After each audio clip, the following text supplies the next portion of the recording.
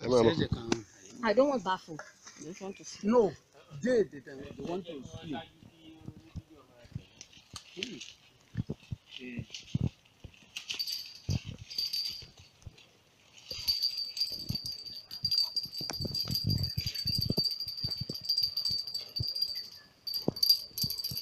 Okay, you cannot go deep.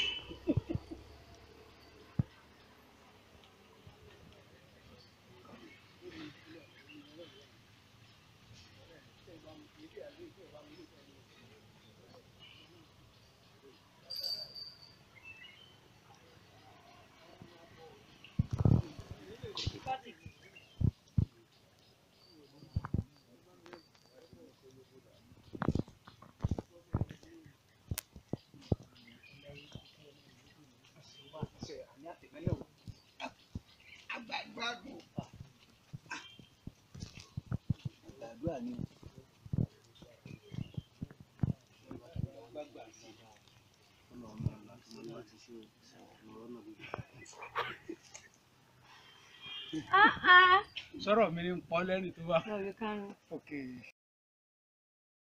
Baba Ekasa. We are here today in the shrine of Iyemanja, the river Ogun at Ishain, the boundary Ishain and Oyo. Can you please introduce yourself?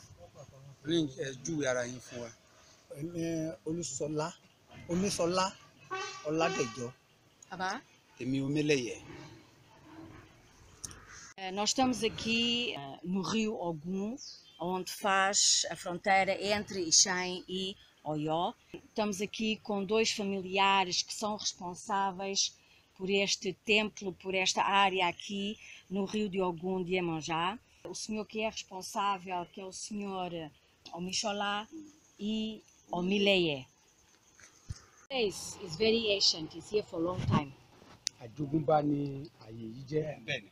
For a long time. Yes. Quando eu perguntei, este lugar é muito antigo, já está aqui há muitos anos.